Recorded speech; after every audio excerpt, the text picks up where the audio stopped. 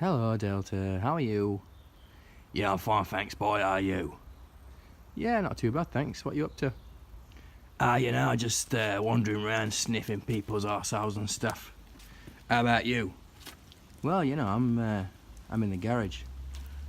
Alright, well, why don't you shut up and tell people what we're up to today then? Well, thanks for that, Delta. I shall tell you what we're doing today. What we're doing today is the fork oil on the CG125. I was on about replacing the fork oil seals, but they do look okay on preliminary inspection. So I think I'll take the forks off, disassemble them, and have a good look and decide if I actually do need to order any more.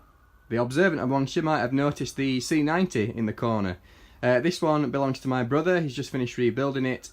It's been here for some last minute tinkering before its MOT in a few days time, so I'm looking forward to seeing him out and about on that. We might have a ride on my scooter with him over there, or might get this one finished and go out on a little run, but I think that's going to take a little while yet. You might be wondering then why I'm not just replacing these fork oil seals, and the answer to that is this is a budget project. If you remember, the total budget was £500. I spent £300 on the bike itself. I spent £5 on some caliper seals because I unfortunately busted the old ones. So we're about £305 in, but every penny counts. So I'm going to take these apart and have a look and decide if I need to spend the money. Ideally, I would like not to. You might also have noticed it's just me today. Sorry about that. Okay. First steps then. You can see there is a trolley jack under the sump, and I have done that so as to support the bike on the rear wheel. So it's now sitting on its rear wheel, which means the front wheel is off the ground because I'm going to remove that. And at no point do I want the bike to tip forward, so I've stuck a jack under there to keep us nice and safe. What I'm going to do now then is remove the front wheel. So I've got a 19mm spanner, I've got a 14mm spanner, and I'm going to remove the front wheel spindle.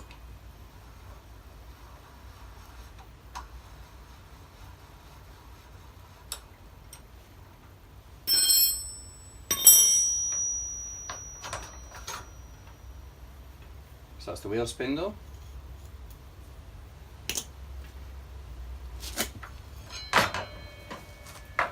And the wheel.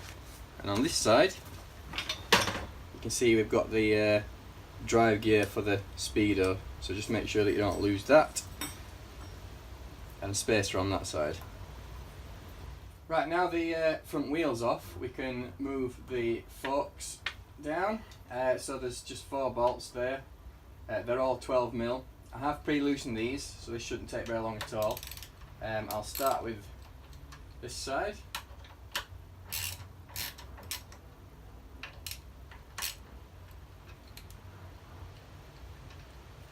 And with those loose, should be able to start sliding that fork out of there.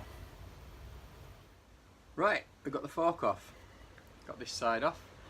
First thing I'm going to do is just take the dust boot off. That normally sits in that groove there, but I've pulled that up to inspect the seals, so just take that right off the top. I'm having a look now at the stanchion itself. This one, it's a bit dirty. There's the odd little bit of pitting and rust on it, so I'll have to clean that up and have a look at it. But we're going to start to disassemble this, and the first thing to do, right at the bottom here, is a hole, and in that hole is a 6mm Allen bolt, and we need to loosen that off. The difficulty is, the thing that it's attached to just spins on the inside. So there's 2 ways to do it, or probably more than 2 ways to do it. The first one would be to loosen that off while the wheel is on and you've got some weight on the bike.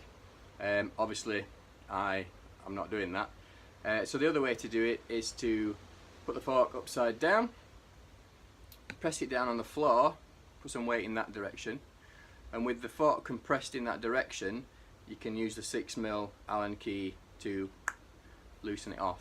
And once you've loosened it off, once it's just clicked like that, just do a couple of turns to loosen it off a little bit. Don't remove it, but just do a couple of little turns to loosen it off, and then we'll start at the top end. I'm going to see if I can show you the action of compressing it and then using the 6mm Allen key to start to slacken off that bolt. So putting the 6mm Allen key in place, get that engaged. I'm going to press down on the fork, and with the weight on the fork I can start to turn that bolt there. So that did click, that is now released. I might just turn it ever so slightly just to stop any oil leaking out, but that is basically released. So now we're going up to the top end. Moving on then, I've got the fork here, we've got this bottom one released, not all the way, just a little bit. It's time now to release the top cap. Again, an easier way of doing this is when it's on the bike, when the yokes are clamping it to stop the top thing turning, because if I try and turn this, if I try and turn the nut at the top there, the whole thing just spins around. So it is easier with the fork on the bike, where you get the clamps of the yoke holding it in place. But I've got a rubber glove on, and that has given me enough purchase to get this 17mm socket on the end of here and turn it. So if you've taken it off the bike like me, maybe get your marigolds on and start to turn this. As you turn this, there is a spring in there, it is under tension, so you need to kind of anticipate that this might fly off into the distance and keep some weight on there.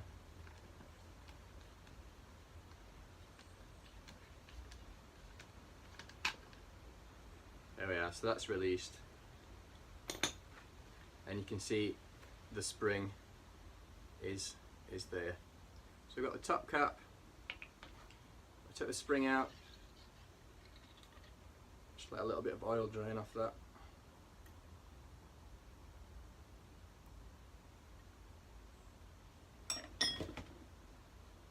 And now I'm going to find something to empty this into. Here we go then, let's empty this out.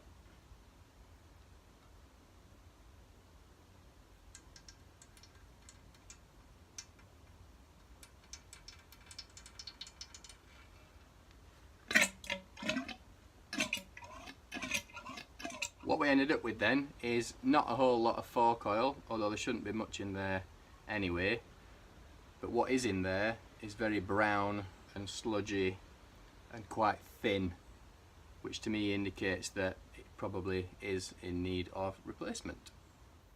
Time for some measurements then. I'll be measuring how much fork oil came out of that. About 50mm is the answer. It should have about 75mm in, so it was a bit low. I'm also measuring the spring, because that does wear over time. When it's new and relaxed like that, it should be 462mm long. I think the wear limit was 453mm, so at that point or lower you need to replace it. This one is 460mm, so it's ever so slightly worn, but there's still plenty of life left in the old girl yet. Right, time to do this one now. If you remember, we loosened that off, so it should come out fairly easily. It was earlier a 6mm, I'm hoping it's still a 6mm Allen key. And it's turning.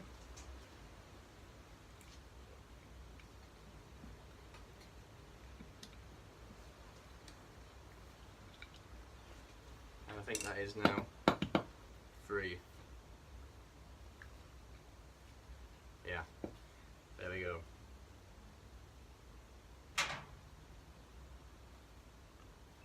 What that means is we can now remove the stanchion from the fork tube. So that's that bit, and that's now that bit. And inside here there are some more gubbins. Right, so I was just trying to disassemble this and it was a little bit too slippy with all the oil. So what I've done is I've taken the 6mm bolt that came out of the bottom and I've popped it back in just on a few threads, which means I can use that to pull up this bit here. And then I'll take that back out again, which means that this bit should now pop off, which means that this bit should now go through and out of the bottom like that. So we've got the spring to come off and this jobber here. So that's the fork disassembled, and I'm going to clean that up now, inspect it all and see how I feel about it. We've cleaned everything up and I've had a look and I'm quite happy. The oil seals, you can't see them, it's too dark, but they are in there. The whole exercise here was to see if they were okay or to see if I needed to buy some more and replace them.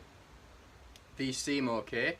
They weren't leaking anything when I bought the bike or when I've tested the suspension. They don't seem to be leaking any oil, and now I've had a good look at them, I am happy that they are okay for now. So I'm going to keep those and start to put the fork back together. I've cleaned up all the various parts of the fork and we're going to assemble that now. We'll start with this and this small spring that goes on there like that. What we're going to do then, we're going to put that down. This is the top of the fork, as it would be on the bike. So I'm going to drop that down there and it should pop out at the bottom. What I can do now is get this tapered wedge bit, and I'm going to lay this on my knees because it's easier. I'm going to put the tapered wedge bit pointing in that way, so that just slots onto the end of there, and then you can push the whole lot into the leg like that. What you've got to do now is get your fork, just clean the oil up, and I'm going to slot that in to there like that. And then the idea is that we now attach this 6mm Allen bolt in the bottom. As before though, things do spin, so if I can find my Allen key, I'll get that ready. I'm going to bring the spring back and I'm just going to put the spring inside there, get the Allen key in the bolt, and then it's a little bit of a juggling act. You get the Allen key up inside there, and then I'm putting some force onto the spring with my left hand while I'm reattaching the bolt with my right hand. So with any luck, that should start to bite, and it has. So that's now stopped. So what that means is that that fork leg can't come out of the fork, the stanchion can't come out of the fork. So that's all back together. You do need to torque this to a specific torque setting, which I'll do when everything's back together. I'll put a bit of weight on it and then I'll try and torque that, otherwise it might not be accurate. So all I need to do now is measure out the new fork oil, take out the spring, put the fork oil in, put the spring back in, and put the cap back on. So that's what I'll do now. Right, we've got the fork oil back together. We've got the 6mm Allen key in the bottom. Everything's all reassembled. The only thing that's not in there is the spring at the moment. So the next step is to add the oil. I think the CG125 specifies that it wants 10 weight oil, and it asks for 75 millilitres of it in each fork leg. I'm going to go a little bit stiffer than that. I'm going 15 weight. I'll stick to 75 millilitres of it, but I am moving up to 15 weight rather than 10 weight. So I have that ready here. Here is my trusty syringe with 75 millilitres of 15 weight fork oil, and I'm just going to plop that straight down in the top of the fork there.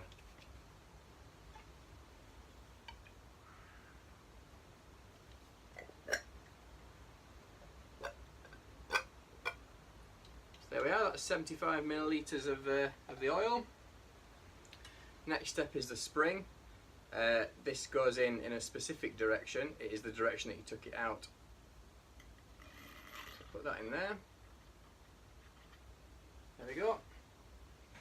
And then now the tricky bit is we've got to get the top cap on, but you can see that the spring is still sticking out of the fork there. So it's a case of compressing the spring and getting the top cap on at the same time. It does help if you pull the stanchion all the way to the top, means you've got less distance to push. So that's it, it should look like that. The fork leg stanchion, sorry, is all the way out of the fork leg there, which just leaves us that to deal with. So that being the case, I'm going to put the top cap on and start to turn, like I say, a little bit fiddly. Right, there we are, that's started to engage now. So I can get the 17mm socket again.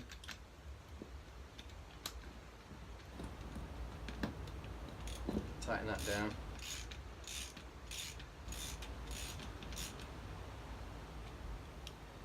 So that's the top cap on. What we can do at this point is turn this upside down. Put a bit of weight on again. Just make sure that that 6mm is definitely in there at the bottom. And apart from torquing that bottom bolt when it's back on the bike, that is this fork leg done. So we need to move on and do the other one. It's exactly the same process as this one, but ideally you would do them one at a time so as you don't mix up components. So I'll put this one back on the bike, get the other one off and do the same. You don't need me to show you that. Putting this back on is just the reversal of removing it, and I've already done one, so you don't need to see me do the other one. So we'll call that a job done for now. Okay, I said that was a job jobbed, and I forgot something, so we'll do this and then we'll call it a job jobbed. You can see I've put the fork back in, it's this one. I've torqued the top yoke pinch bolt to 20 pound-foot and the bottom one to 24 pound-foot, and the thing that I forgot to do was put the dust cap on before I finished that last video. So yeah, dust cap is on, everything's torqued up, and now I'm going to do the other one. So you don't need to watch me do that. So this time, hopefully, this is officially a job jobbed. Ta-da!